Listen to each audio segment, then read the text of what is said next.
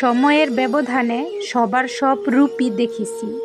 দূরের মানুষের হাসি মুখে তামাশা, আর কাছের বলে দাবি করা মানুষের পরক্ষণে বদলে যাওয়া রূপ। সবটাই আজ স্পষ্ট। কখন কে কিভাবে আঘাত করেছিল সবই এই মস্তিষ্কের স্মরণে রেখেছি। আপন পর শিখানো মানুষটার সুযোগ বুঝে বুকে বিধানো কথাও সযত্নে হজম করেছি।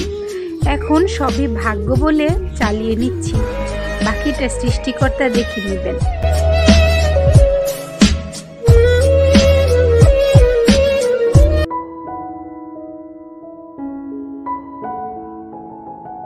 Hello everyone, welcome back to my channel.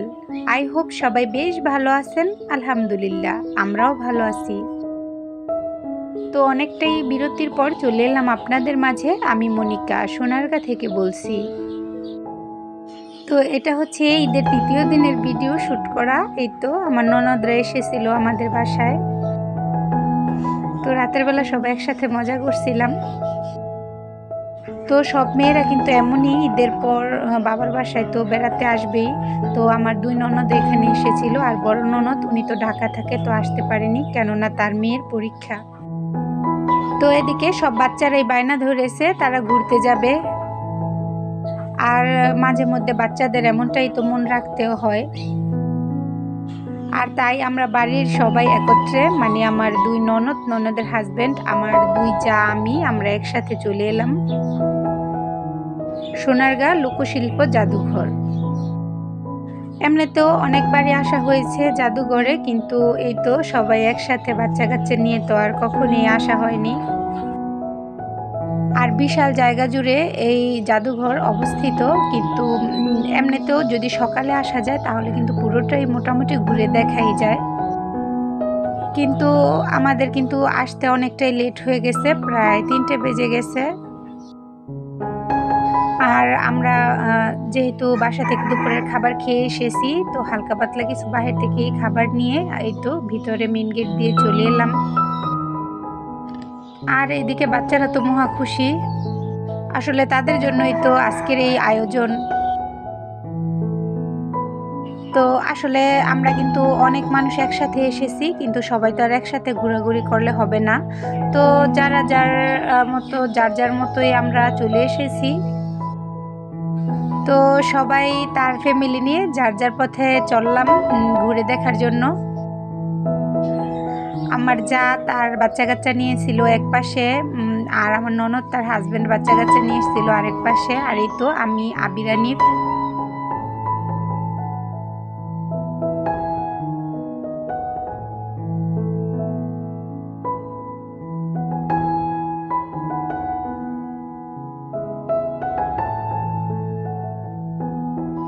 এই তো এখানে সেই জয়নুল আবেদিন ওনার মূর্তি, যার উদ্যোগে এই সোনারগাঁ জাদুঘরটি তৈরি হয়েছিল 1975 সালে।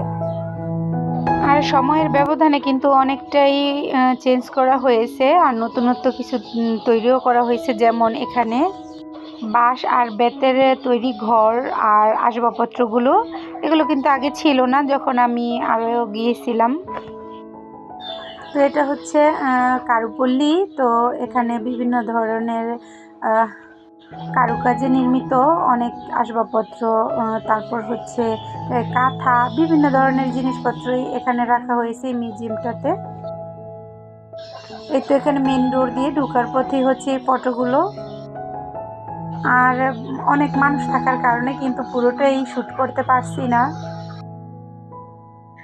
সত্যি এগুলো দেখলে কিন্তু আসলে আশ্চর্য হওয়ার মতোই জিনিস, যে হাতের তৈরিতে কীভাবে এত নিখুঁত করে এসব জিনিসপত্র তৈরি করেছিল। তো আসলে আমি কিন্তু এক এক করে সব কিছুরই নাম বলতে পারছি না, আর এমনিতেও ভিডিওটা যেহেতু অনেকটাই লং হয়ে যাবে, তো যতটুকু পেরেছি অল্প অল্প করে শ্যুট করেই নিয়েছি।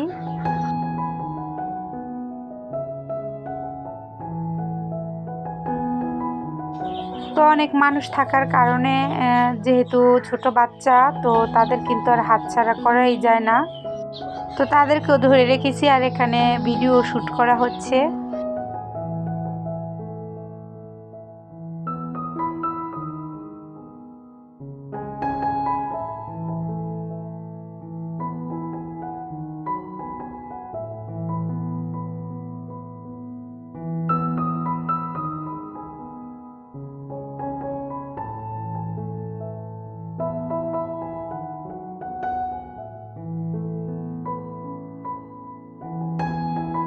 এখানটাতে বেশিরভাগই রয়েছে কাঠের আর হচ্ছে তামা পাশা হয়তো বা এই সমস্ত আসবাবপত্রগুলো এখানে দেওয়া হয়েছে।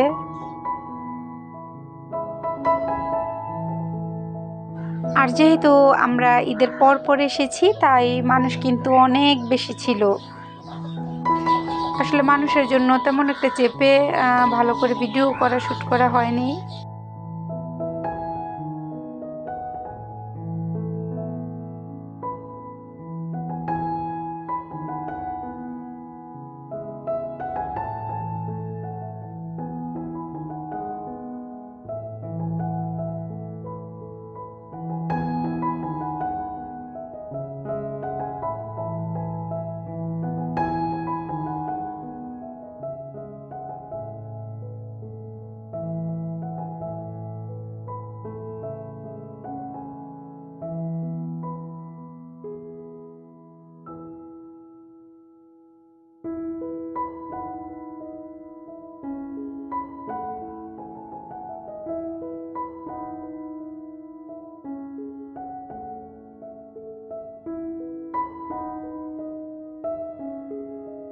আর এদিকে বাচ্চা কাচ্চা নিয়ে ভিডিও শ্যুট করাতে কিন্তু আর যেহেতু অনেক মানুষ ছিল তাই নিচেই আমার অনেকটাই সময় লেগেই গিয়েছিল।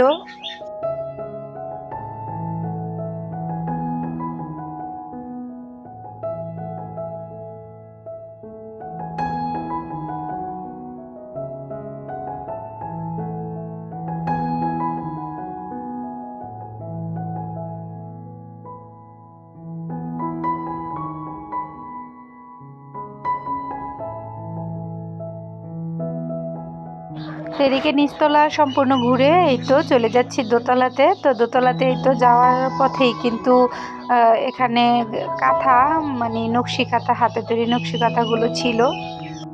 তো এখানে ছিল গ্রাম বাংলার ঐতিহ্যবাহী হাতে তৈরি সুই সুতা দিয়ে তৈরি ছিল কাঁথা আর জায়নামাজ, বিভিন্ন ধরনের পার্স সহ নানা ধরনের জিনিসপত্র।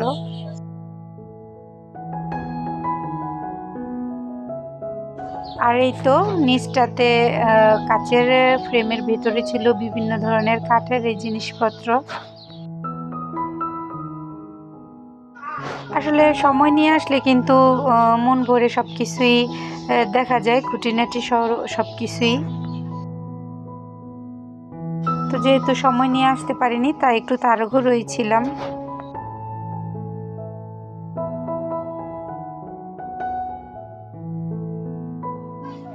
আর এদিকে এই তো হাতে কাজ করানো কাঁথার মধ্যে বাংলাদেশের মানচিত্র আমার কাছে কিন্তু বেশ ভালো লেগেছিল।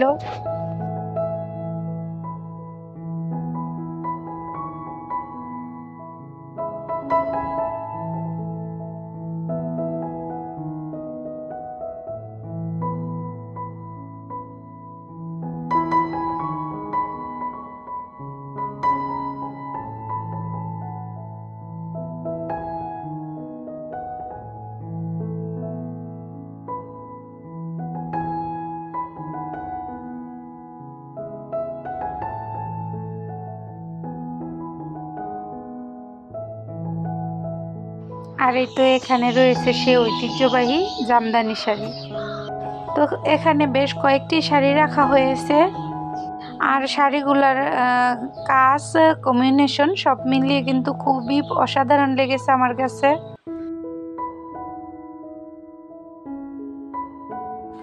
আর এই তো এখানে রাখা হয়েছে বিভিন্ন ধরনের পাত্র। আর প্রতিটা পাত্রের আর প্রতিটা জিনিসের পাশেই কিন্তু এগুলোর নাম আর কত সালে তৈরি হয়েছিল আসলে সব খুঁটিনাটি দেওয়া হয়েছিল।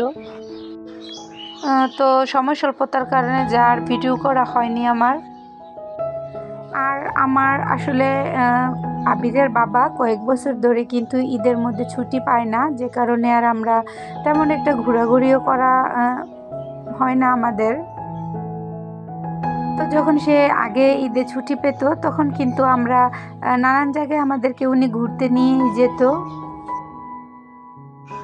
আর আবিরানিফ এবার খুবই বায়না ধরেছে, মানে সবাই একসাথে ঘুরতে যাবেই। তো যে কারণে আসলে আমাদের ঘুরতে আসা।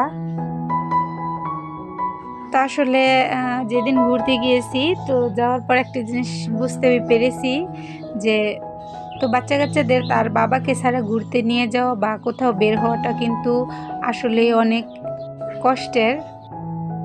তো দুই বাচ্চাকে সামলানোটা যেন আমার কাছে অনেকটা কঠিনই হয়ে গিয়েছিল। তো ভিডিওর এ পর্যায়ে এসে বলছি, যারা আমার ভিডিওটি দেখছেন কিন্তু এখন একটি লাইক করেননি, দয়া করে একটি লাইক করে দিবেন। আর ভিডিওর কোনো অংশ যদি আপনাদের কাছে একটু ভালো লেগে থাকে তাহলে আমার চ্যানেলটিকে সাবস্ক্রাইব করে আমার পাশে থাকবেন।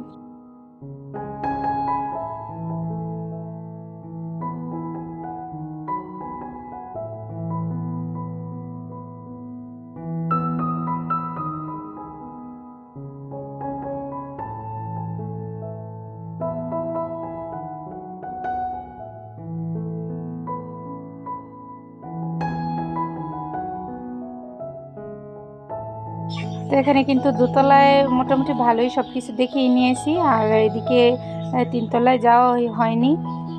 তো এখানে এক পাশ দিয়ে মেন রোড দিয়ে আমি ঢুকেছিলাম, আর এই তো অন্য পাশ দিয়ে বের হয়ে যাচ্ছি।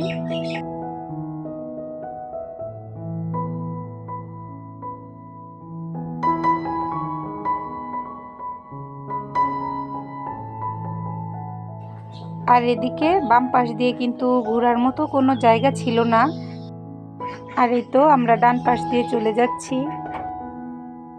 তো এখানে কিন্তু প্রায় 1 মাস ব্যাপী মেলা থাকে। তো আসলে মেলাটা ছিল না যখন আমরা গিয়েছিলাম। আর এদিকে ছিল বিশাল একটি নৌকা, কাঠের নৌকা। আর ভিডিওটা সোনারগাঁ জাদুঘরের যেহেতু ছিল, তো এখানে কিন্তু অনেকটা লং হয়ে যাওয়ার কারণে আমি 2 খণ্ড করে নিয়েছি। এখানে ছিল প্রথম খণ্ড, তো ইনশাল্লাহ পরবর্তীতে আবারও দ্বিতীয় খণ্ড আপলোড দিব ইনশাল্লাহ। আর জাদুঘরে ছিল বিশাল বড় বড় দিঘি, আর দিঘিগুলা কিন্তু আমার সব থেকে বেশি ভালো লেগেছে, কারণ এখানে ছিল পদ্ম ফুল, যেটা আমার খুবই পছন্দের। তো পরবর্তী ভিডিও দেখার জন্য অগ্রিম আমন্ত্রণ জানিয়ে আজকের ভিডিওটি আমি এখানেই শেষ করছি। তো সবাই ভালো থাকবেন, সুস্থ থাকবেন, আল্লাহ হাফেজ।